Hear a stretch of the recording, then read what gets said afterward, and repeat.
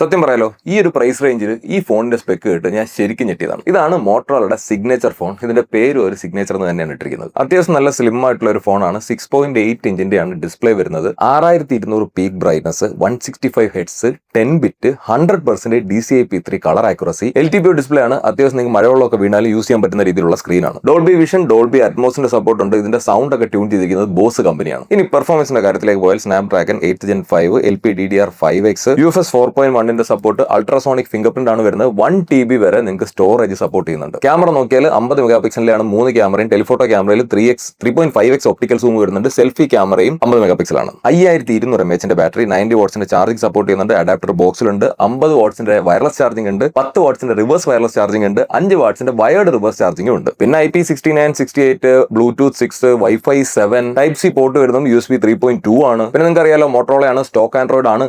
7 വർഷത്തെ OS അപ്ഡേറ്റും security അപ്ഡേറ്റും Motorola ഇതിന് കൊടുക്കുന്നുണ്ട്. ഗൂഗിൾ പിക്സലിന് കിട്ടുന്ന പോലെ. ഇത്രയാണോ നടന്നത്? ഇനിയുണ്ട് ഇതിനകത്ത് കുറെ സ്പെക്കുകൾ എന്നാണ് എനിക്ക് തോന്നുന്നത്. എന്റെ ഓർമ്മയിൽ വന്ന ഇത്രയാണ് ഞാൻ പറഞ്ഞത്. ഇതെല്ലാം കൂടെ നിങ്ങൾക്ക് കിട്ടുന്നത്, ഇതിന്റെ പ്രൈസിംഗ് എന്ന് പറയുന്നത് 60,000 രൂപയാണ്. പക്ഷേ ബാങ്ക് ഡിസ്കൗണ്ട് ഒക്കെ കഴിഞ്ഞിട്ട് നിങ്ങൾക്ക് എനിക്ക് തോന്നുന്നു 55,000 രൂപയ്ക്ക് ഈ ഫോൺ നിങ്ങൾക്ക് കിട്ടും. പക്ഷേ ഇനിയാണ് ശ്രദ്ധിക്കേണ്ടത്. ഫസ്റ്റ് ഓഫ് ഓൾ, ഇതിന്റെ ഡിസൈൻ എനിക്ക് അത്രയ്ക്ക് അങ്ങോട്ട് ഇഷ്ടപ്പെട്ടില്ല. സംഭവം ഫോൺ സ്ലിം ഒക്കെയാണ്, പക്ഷേ ഈ ഒരു ക്യാമറയുടെ അറയൊക്കെ പ്ലേസ് ചെയ്തിരിക്കുന്നത് ശരിക്കും നമുക്ക് ഈ ടെസ്റ്റ് ചെയ്യാൻ വേണ്ടി ഫോൺ തരുന്ന ഒരു ഇതുണ്ട്. അതിനകത്ത് ഫുൾ ഫിനിഷിംഗ് അല്ലാത്ത ഒരു ഫോൺ തരും. ഏകദേശം അതുപോലെ തോന്നിയ ഒരു ഡിസൈനാണ് എനിക്കിത്. ഇനിയാണ് ശ്രദ്ധിച്ച് കേൾക്കേണ്ടത്.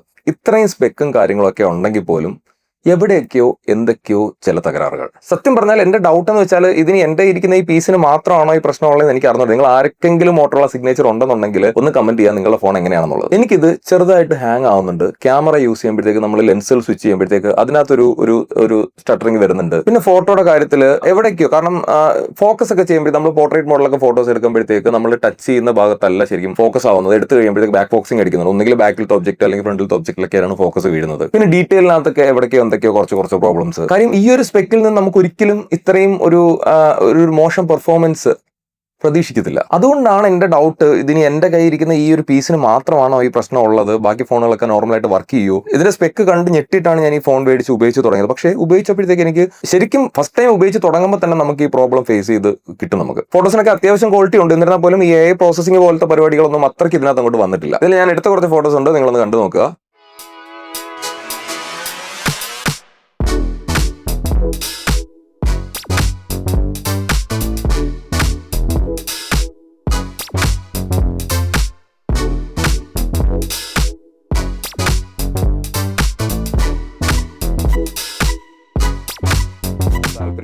ഓഫ്ലൈനിൽ ഈ ഫോൺ മേടിക്കാൻ അവൈലബിൾ ആണ്. അപ്പോൾ നിങ്ങൾ ഒന്ന് മേടിച്ച് യൂസ് ചെയ്ത് നോക്കിയിട്ട് നിങ്ങൾക്ക് ഓക്കെ ആണെന്നുണ്ടെങ്കിൽ പർച്ചേസ് ചെയ്യുക. ഈ സെയിം ഫോൺ യൂസ് ചെയ്ത് നിങ്ങൾ ഫ്രണ്ട്സ് ആരെങ്കിലും ഉണ്ടെങ്കിൽ അവർക്ക് ഈ വീഡിയോ കൂടെ ഒന്ന് ഷെയർ ചെയ്ത് കൊടുക്കുക.